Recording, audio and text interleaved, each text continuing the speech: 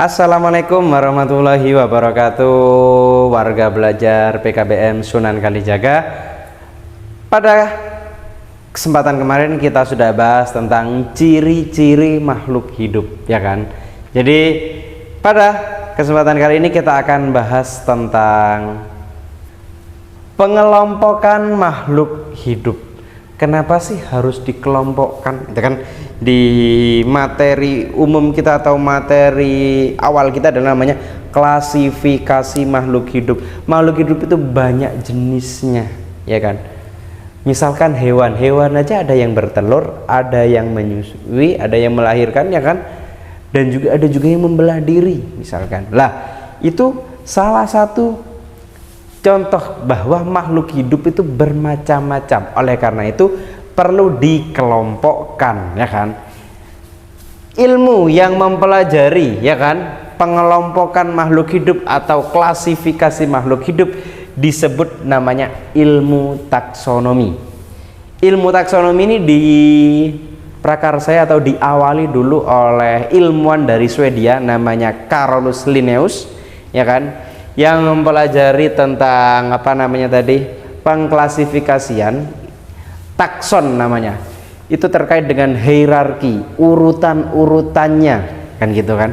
Jadi kita akan pelajari pengelompokan makhluk hidup dengan ilmu yang mempelajari klasifikasi makhluk hidup disebut dengan namanya ilmu taksonomi.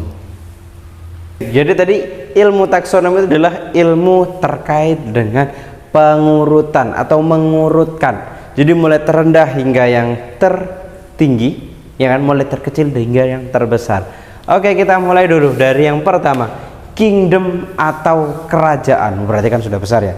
Kalau misalkan kita ngomong kingdom itu berarti kan lebih ke induknya dulu, lebih besar, namanya kerajaan. Selanjutnya setelah kingdom dikelompokkan lagi menjadi phylum atau filum untuk hewan, dan juga divisio atau divisi itu untuk jenis tumbuhan, makhluk hidup tumbuhan. Selanjutnya ada klasis atau kelas, ya kan. Terus ada ordo atau bangsa, ya kan. Selanjutnya ada familia, keluarga ataupun suku, ya kan. Kalau misalkan kita ngomong bangsa tadi kan di atas ordo, bangsa Indonesia. Sukunya suku apa? Ada suku Jawa, suku Batak, suku Madura, suku Betawi, ada suku apa lagi, dan banyak lagi yang lain, ya kan. Jadi itulah klasifikasi atau urutannya. Selanjutnya ada genus atau marga.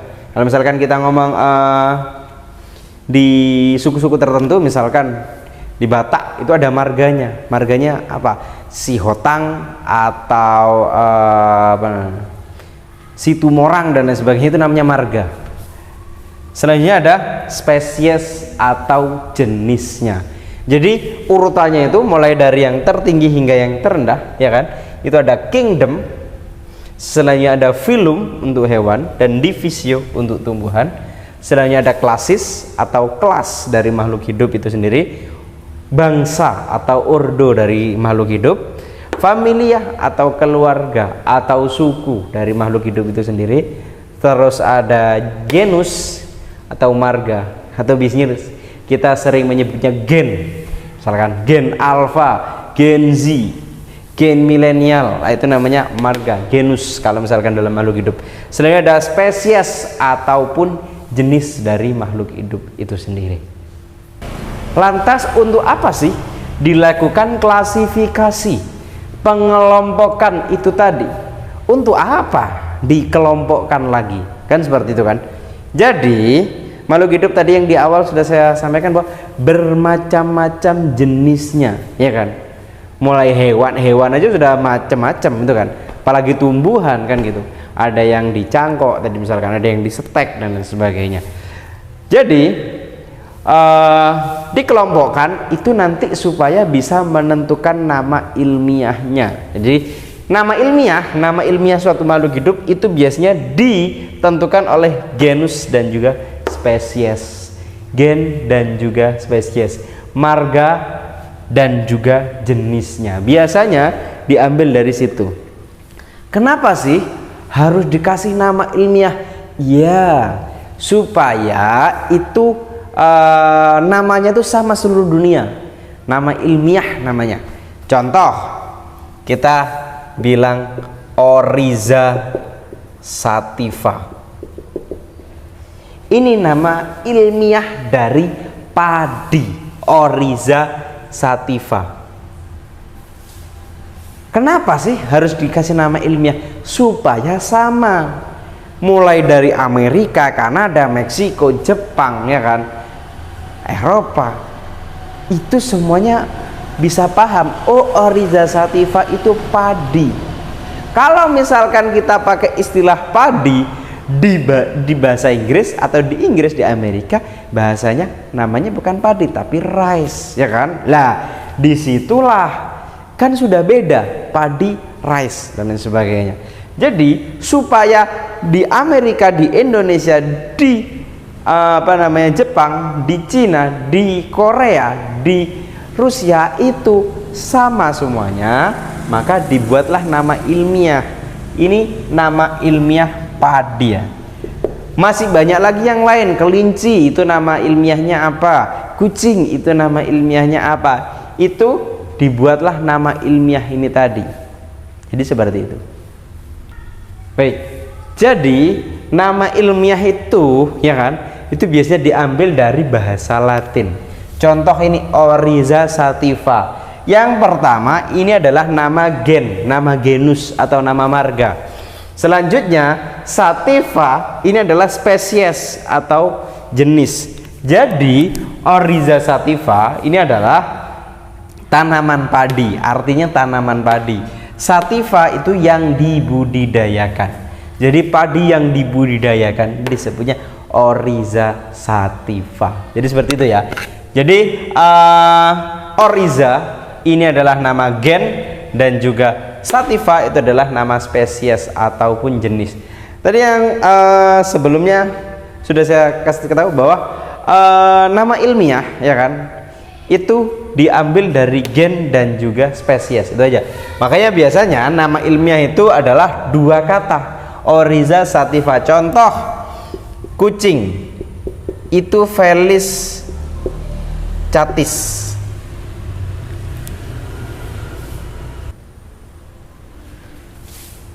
Misalkan nama ilmiah dari kucing itu adalah Felis catus. Jadi Felis ini adalah gennya, marganya, ya kan. Spesiesnya adalah catus, jenisnya catus. Jadi Oryza sativa, gennya Oryza, ini sativa. Felis catus, Felis ini genusnya, spesiesnya adalah catus atau jenisnya. Jadi nama ilmiah itu dibuat supaya, ya kan, antara di negara yang berbeda itu memiliki satu kesamaan. Makanya dibuatlah namanya nama ilmiah. Biasanya diambil dari bahasa Latin gitu. Untuk apa sih harus dilakukan klasifikasi makhluk hidup, ya kan? Tujuannya dilakukan klasifikasi makhluk hidup. Yang pertama, untuk memudahkan mempelajari makhluk hidup. Jadi supaya lebih mudah mempelajarinya, tadi seperti nama ilmiah tadi. Jadi kalau misalkan kita kuliah atau sekolah di luar negeri gitu kan, di Jepang misalkan, kita menggunakan bahasa yang sama nantinya, ya kan. Padi itu Oryza sativa, orang Indonesia tahu, orang Amerika tahu, orang Kanada tahu, orang Inggris tahu, orang Italia tahu, orang Prancis tahu, orang Spanyol tahu, semuanya orang tahu bahwa Oryza sativa itu padi. Lah itu kan untuk memudahkan mempelajari makhluk hidup.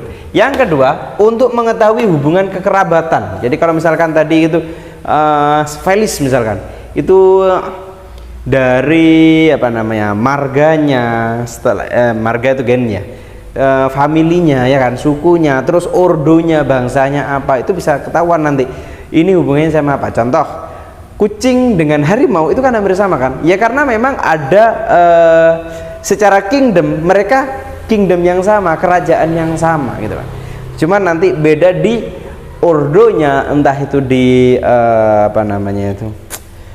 keluarganya tadi, itu bangsanya, itu familia, ya kan, sukunya itu tadi. Setelah itu genusnya nanti beda, apalagi nanti turun ke spesies, ya kan. Kucing aja kan spesiesnya ada yang kucing rumah, ada yang kucing anggor dan sebagainya, itu namanya jenis spesies. Jadi untuk mengetahui hubungan kekerabatan, jadi antara makhluk hidup yang satu dengan makhluk hidup yang lainnya, ada hubungannya di mana sih? Oh, ada hubungannya di ordo. Oh, ada hubungannya sampai di apa namanya kerajaan atau kingdom, kayak gitu.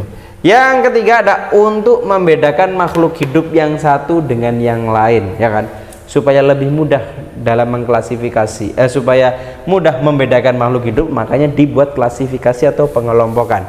Yang keempat untuk menyederhanakan objek belajar. Kalau misalkan tadi nama ilmiah, ya kan,